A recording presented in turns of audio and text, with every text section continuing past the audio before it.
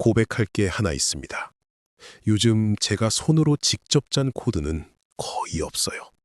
그런데 커밋은 그 어느 때보다 많고 출시는 그 어느 때보다 빠릅니다. 게을러진 게 아닙니다. 역할이 바뀐 거예요. 코드는 AI가 짜고 저는 무엇을 어떻게 시킬지 정하고 나온 결과를 검수합니다. 요즘 말로 바이브 코딩이라고들 하죠.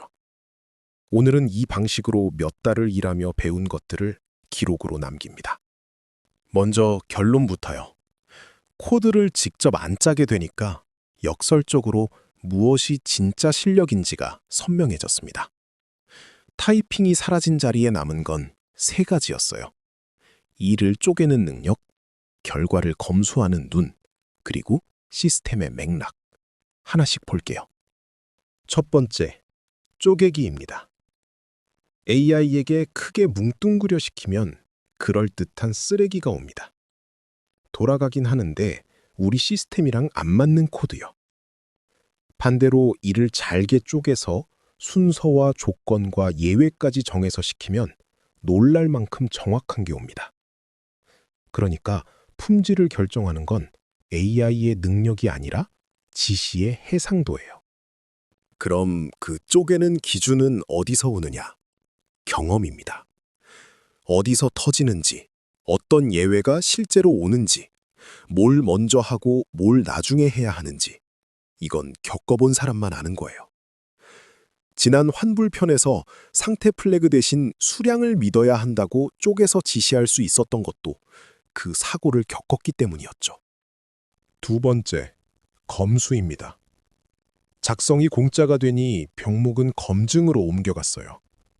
그래서 테스트 편에서 말한 것처럼 시키기 전에 통과 조건을 먼저 정합니다. 그리고 나온 코드는 리뷰 편의 렌즈로 봐요.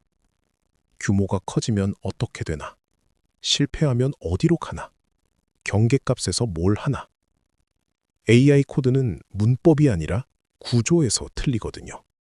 세 번째가 제일 중요합니다. 맥락이에요. AI는 코드도 데이터도 읽을 수 있지만 어디에도 적혀 있지 않은 건 못 읽습니다. 이 시스템이 왜 이렇게 생겼는지, 그 값이 과거에 어떤 사고를 냈는지 같은 도메인 히스토리요. AI가 원인을 거꾸로 짚었을 때 그걸 뒤집은 게 바로 그 맥락이었다고 환불편에서 이야기했었죠. 그건 지금도 매주 일어나는 일입니다. 물론 이 방식이 항상 통하는 건 아니에요. 제가 모르는 영역을 시킬 때는 여전히 실패합니다. 이유는 간단해요. 검수를 못하니까요. 결과가 그럴듯한지 아닌지 판별할 눈이 없으면 그럴듯한 오답을 그대로 통과시키게 됩니다. 첫 편에서 세운 위임의 기준이 결국 이거였어요.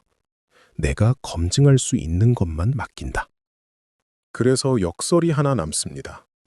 코드를 안 짜는 실력은 코드를 짜봤던 경험에서 나와요.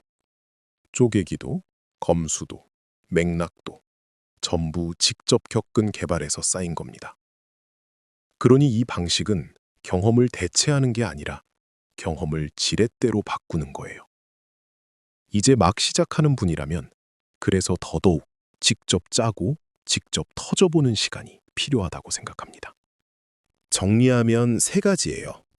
첫째, 품질은 AI의 능력이 아니라 지시의 해상도가 정하고 그 해상도는 경험에서 나옵니다. 둘째, 병목은 검수입니다. 통과 조건을 먼저 정하고 검증할 수 없는 건 맡기지 마세요. 셋째, AI 시대의 경험의 가치는 떨어지는 게 아니라 지렛대가 됩니다. 코드를 짜봤던 시간이 코드를 안 짜도 되는 실력이 돼요. 이 채널 코밋 로그는 실제 트래픽이 도는 프로덕션에서 내린 판단을 기록합니다. 일하는 방식이 바뀌는 순간의 판단까지요. 개발과 인프라, 데이터, 돈이 걸린 판단까지 하나씩 풀어갈 거예요. 다음 이야기가 궁금하면 구독으로 남겨두세요.